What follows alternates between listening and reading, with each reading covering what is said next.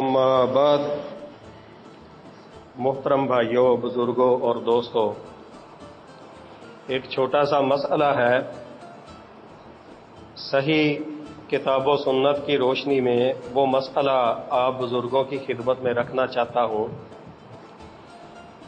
سیدنا مغیرہ بن شعبہ رضی اللہ تعالی عنہ اس حدیث کے راوی ہیں۔ فرماتے ہیں کہ نبی اکرم صلی اللہ علیہ وسلم کا ارشاد گرامی ہے، السکت یصلی علیہ، نا تمام بچہ، کچا بچہ یعنی جو مردہ حالت میں اپنی ماں کے پیٹ سے باہر آیا ہے، اس کی نماز جنازہ پڑھی جائے، وَيُدْعَىٰ لِوَالِدَيْهِ بِالْمَغْفِرَةِ وَالرَّحْمَةِ، اور اس کے ماں باپ کے لیے بخشش اور اللہ کی رحمت کے حصول کی دعا کی جائے۔ یہ حدیث سنن ابی داؤد میں 3139 نمبر پر موجود ہے، مسند احمد میں بھی ہے، سنن ابن ماجہ اور سنن ترمذی کے اندر بھی صحیح سند کے ساتھ یہ روایت آئی ہے۔ اب یہ حدیث بالکل کلیئر ہے۔ السکت عربی زبان میں نا تمام بچے کو کہا جاتا ہے، جو مردہ حالت میں پیدا ہوتا ہے، کچا بچہ کہ ماں کے پیٹ سے جب باہر آیا تو اس میں سانسیں اور اس کی روح موجود نہیں تھی۔ تو اب اس کی نماز جنازہ پیارے نبی صلی اللہ علیہ وسلم نے اپنے اس فرمان کے اندر یہ تعلیم دی ہے، یصلی علیہ، کہ اس کی نماز جنازہ بھی پڑھی جائے گی، وَيُدْعَىٰ لِوَالِدَيْهِ بِالْمَغْفِرَةِ وَالرَّحْمَةِ، اور اس کے ماں باپ کے لیے بخشش اور رحمت کے حاصل ہونے کی دعا بھی کی جائے۔ اور یہ حدیث صحیح سند کے ساتھ 3 سے 4 کتابوں کے اندر روایت ہو کر ہمارے تک پہنچی ہے۔ تو میرے محترم بھائیوں، اس سے پہلے کہ میں اس مسئلے کی مزید تفصیل میں جاؤں، چھوٹی چھوٹی 2 حدیثیں آپ کو سناتا ہوں جس سے ہمارے کلیجے ٹھنڈے ہو جائیں گے انشاءاللہ۔ عموماً چھوٹی عمروں میں والدین کے بچے فوت ہوتے رہتے ہیں۔ سیدنا ابو ہریرہ رضی اللہ تعالی عنہ کے پاس ایک آدمی آیا، صحیح مسلم کی یہ روایت ہے، کہنے لگا، اجنبی تھا، بدوی تھا، دیہاتی تھا، کہ میرا ایک بیٹا فوت ہو گیا ہے چھوٹی عمر میں، مجھے اس سے بہت زیادہ محبت تھی اور میں اس کی وفات پر بہت زیادہ غم زدہ اور رنجیدہ بھی ہوا ہوں۔ ابو ہریرہ رضی اللہ عنہ سے کہنے لگا کہ کیا آپ نے اپنے خلیل رسول کریم صلی اللہ علیہ وسلم سے کوئی ایسی بات سنی ہے کہ جو بات میں سنوں اور میرے دل کے اندر ٹھنڈ پڑ جائے، میرے کلیجے کو، میری روح کو سکون مل جائے، کیونکہ میں اپنے اس بچے کی وفات کے اوپر بہت زیادہ رنجیدہ اور غم زدہ ہوں۔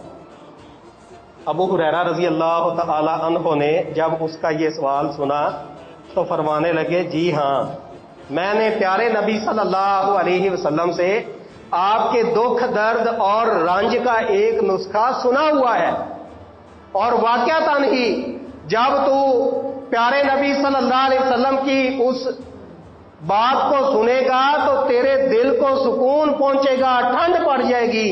اور وہ کیا بات تھی؟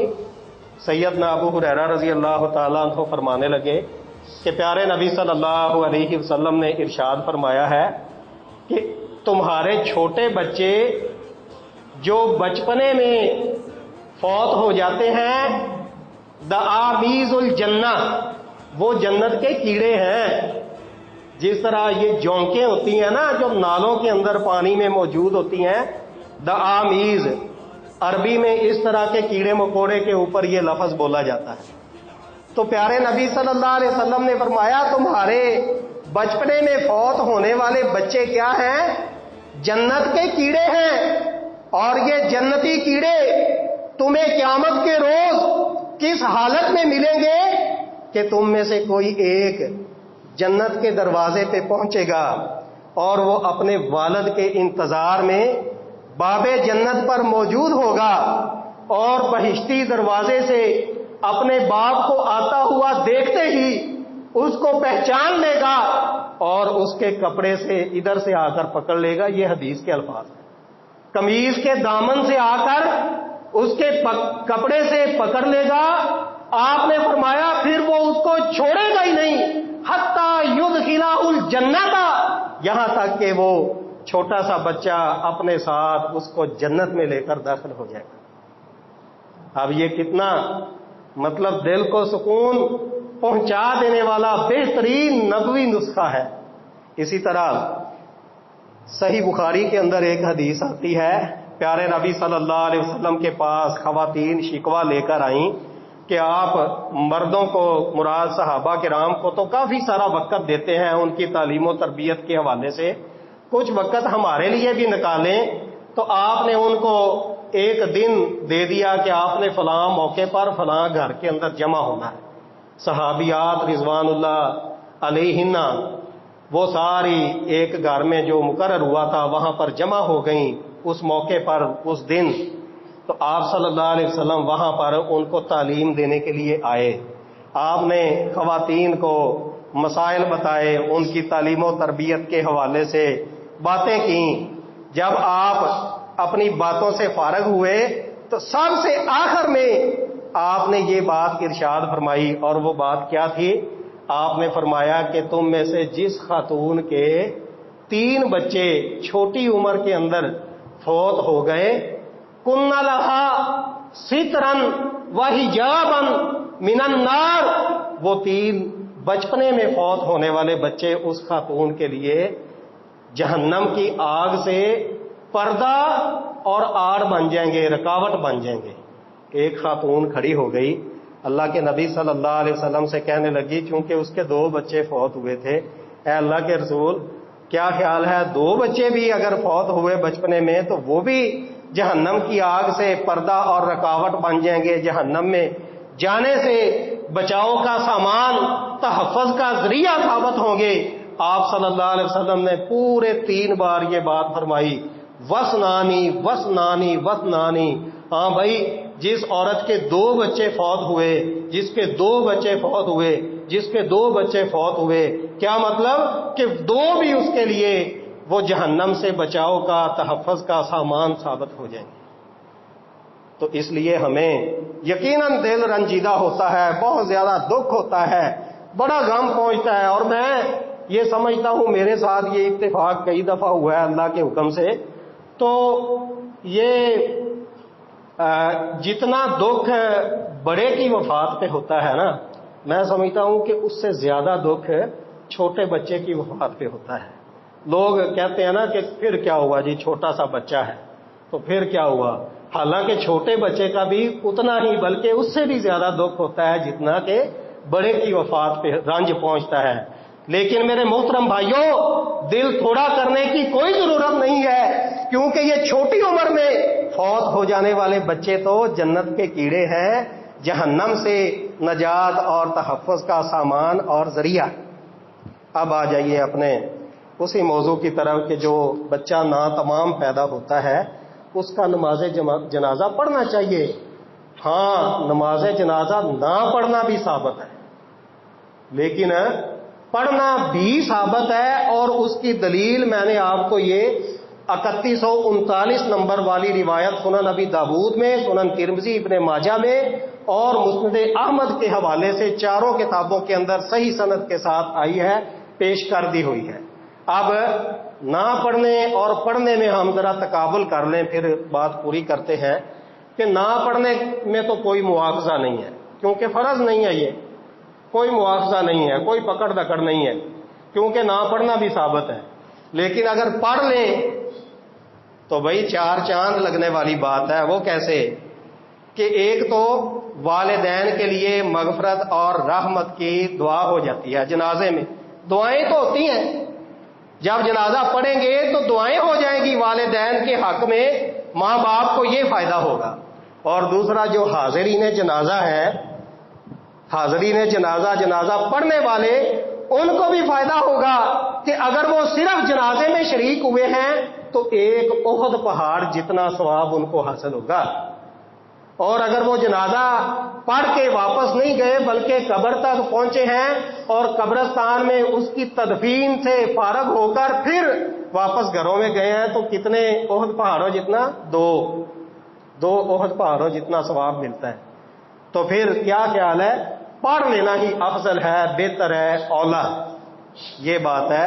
اب ایک چھوٹی سی بات اور سمجھ لیں، اور وہ یہ ہے کہ ایک تو وہ بچہ ہوتا ہے نا کہ جس کا جسم پورا ہے، اعضاء مکمل ہیں، 5ویں مہینے، 6 مہینے، 7ویں، 8ویں، حتیٰ کہ 9ویں مہینے پیدا ہوا لیکن مردہ حالت میں، تو حدیث کی روح سے ہم نے اس کا جنازہ پڑھنا، بے شک اس نے ایک سانس بھی نہیں لی ماں کے پیٹ سے باہر آ، لیکن ایک بات کا خیال رکھنا ہے کہ اگر چوتھے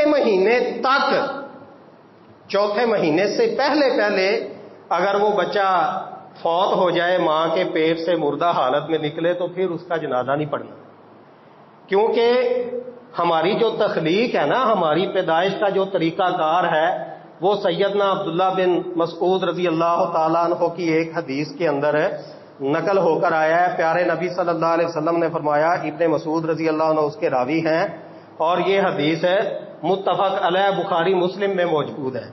آپ صلی اللہ علیہ وسلم کا ارشاد گرامی ہے، ان خلق احدکم یجمع فی بطن امہ 40 یوما، کہ تم میں سے ہر ایک کی تخلیق کا، پیدائش کا طریقہ کار یہ ہے کہ وہ 40 روز تک اپنی ماں کے پیٹ میں نطفے کی حالت میں رہتا ہے۔ پھر آپ نے فرمایا ثم یکون علقۃ مثل ذلک، پھر وہ اگلے 40 روز تک لوتھڑے کی حالت میں رہتا ہے۔ پھر آپ نے فرمایا ثم یکون مضغۃ مثل ذلک، پھر نیکسٹ جو 40 ایام ہوتے ہیں ان 40 دنوں کے اندر وہ ایک بوٹی کی شکل اختیار کر جاتا ہے، گوشت کی صورت میں، بوٹی کی حالت میں۔ شروع والے 40 روز نطفے کی حالت میں ہی پڑا رہا، اگلے 40 روز ایک لوتھڑے کی شکل میں رہا، پھر بعد والے تیسرے 40 ایام بوٹی کی شکل اختیار کر گیا۔ پھر آپ صلی اللہ علیہ وسلم نے فرمایا ثم یبعث اللہ ملکا ینفخ فیہ الروح، پھر اللہ تعالیٰ ایک فرشتے کو مبعوث فرماتے ہیں اور وہ فرشتہ اللہ کے حکم سے اس بوٹی کے اندر روح پھونک دیتا ہے۔ تو کیا مطلب؟ ماں کے پیٹ میں بچے کے اندر جو روح پھونکنے کا پروسیس اور لمحہ اور دورانیہ ہوتا ہے وہ 120 دنوں کے بعد ہوتا ہے۔ 40 80 پھر 40 120 یعنی 4 مہینے ٹوٹل بنتے ہیں۔ تو کیا ثابت ہوا کہ 4 مہینوں سے پہلے جو بچہ پیدا ہوتا ہے وہ تو میت اور زندہ کے حکم میں ہے ہی نہیں، وہ تو اس میں روح ابھی پڑی ہی نہیں ہوئی۔ تو 4 مہینے کے بعد جو بچہ پیدا ہوگا بے شک وہ 5ویں، 6، 7ویں، 8ویں، 9ویں مہینے میں پیدا ہوا ہے، بے شک اس نے ماں کے پیٹ سے باہر آ کر ایک سانس بھی نہیں لیا، تو وہ نا تمام بچہ ہے، اگرچہ وہ کچا ہے لیکن پھر بھی ہم نے اس کا نماز جنازہ بھی ادا کرنا ہے اور اس کو باقاعدہ طریقے سے مسلمانوں کے قبرستان کے اندر تدفین بھی کرنی ہے۔ نماز جنازہ پڑھ کے پھر تدفین کے بعد جیسے عام ہم قبرستان میں مردہ دفن کرنے کے بعد اس کی قبر پہ کھڑے ہو کے دعا مانگتے ہیں، وہ والی دعا بھی کرنی ہے، اور اس کا فائدہ اس کے والدین کو بھی ہوتا ہے اور حاضرین جنازہ کو بھی اس کا فائدہ ہوتا ہے۔ ہاں ویسے اگر آپ کے پاس کوئی ایمرجنسی ہے، وقت نہیں ہے پڑھنے کا، یا کوئی اور انتہائی ایمرجنسی والی مصروفیت اور مشغولیت ہے تو ٹھیک ہے، آپ جنازہ نہ پڑھیں اور جنازے کے بغیر ہی تدفین کر دیں تو یہ بھی جائز ہے، درست ہے، ثابت ہے، لیکن جنازہ پڑھنا بہتر ہے، اولا ہے، افضل ہے۔